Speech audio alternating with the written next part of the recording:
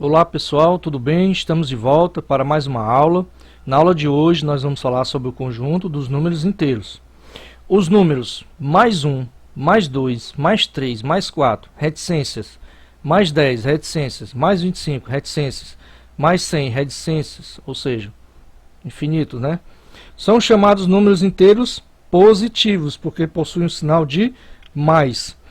Os números menos 1, menos 2, menos 3, menos 4, menos 5, reticências, menos 25, reticências, menos 100, reticências, ou seja, vai até o infinito, são chamados números inteiros negativos. O conjunto formado pelos inteiros positivos, pelos inteiros negativos e pelo zero é chamado conjunto dos números inteiros e é representado pela letra Z, tá certo?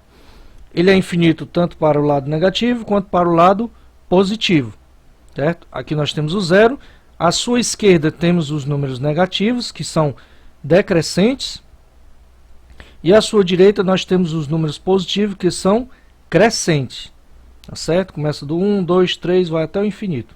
O conjunto dos números inteiros não nulos é representado por Z asterisco. O que significa isso? Significa que nós vamos tirar o zero. Conjunto dos números inteiros não nulo. Quando diz não nulo é porque está excluindo o zero.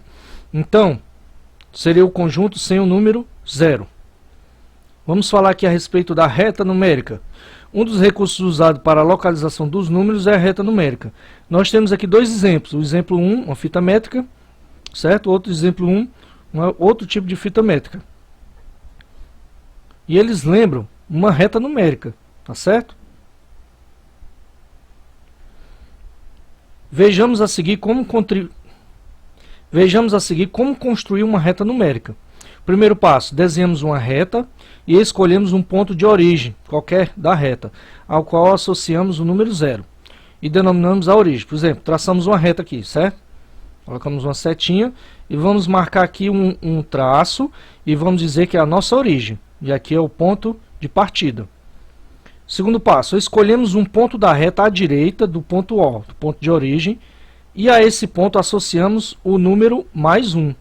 Determinamos assim uma unidade de comprimento e o sentido positivo da reta. Eixo é uma reta orientada.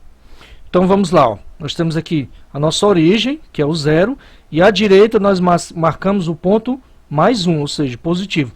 Tudo que está à direita do 0 é positivo, tudo que está à esquerda do 0 é negativo. Terceiro passo, partindo da origem, certo? Do 0, colocamos essa unidade de comprimento repetidas vezes, da esquerda para a direita, ao longo da reta, determinando assim a localização dos pontos associados aos números positivos.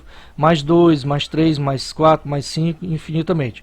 Ou seja, a mesma medida que você usou do 0 para o 1, você vai usar do 1 para o 2, do 2 para o 3, do 3 para o 4, do 4 para o 5, e assim vai até o infinito. Quarto passo. Usando a mesma medida de comprimento, medimos distâncias à esquerda do 0 e localizamos os números menos 1 e o número menos 2 e assim por diante, determinando o sentido negativo da reta. Ou seja, você construiu toda uma numeração para o lado direito, você vai construir essa mesma numeração para o lado esquerdo, apenas com sinal negativo. Se aqui nós temos uma medida, digamos que valha 1 centímetro, entre o 0 e o 1 positivo, nós vamos fazer também 1 centímetro entre o 0 e o 1 negativo, certo? E depois entre o 1 e o 2 a mesma coisa, depois entre o 2 e o 3 a mesma coisa, o 3 e 4, por aí vai. Só que não esquecendo de colocar o sinal de negativo, sinal menos. Veja a seguir algumas aplicações da reta numérica. A reta numérica seguinte indica posições de um avião em relação à cidade de Brasília. O avião voou na rota oeste-leste. Os números positivos são usados para indicar distâncias a leste e os números negativos para designar distâncias a oeste de Brasília. Veja, nós temos aqui, ó, Brasília, que é a nossa origem, certo? Aqui na imagem, na reta. Ponto de partida é o 0. Para a direita, mais 100, mais 200, mais 300 quilômetros.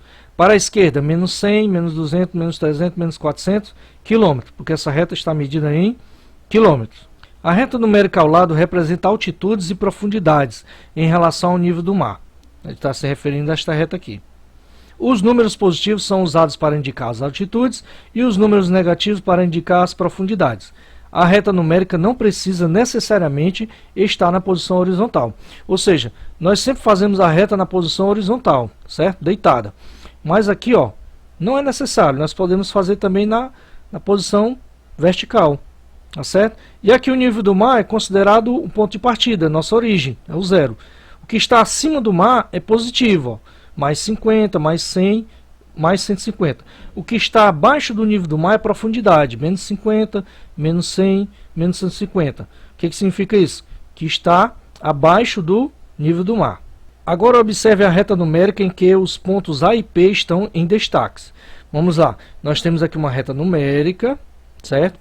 Aqui nós temos o nosso ponto de origem, o ponto de partida, que é o zero. À direita são os números positivos, à esquerda os números negativos.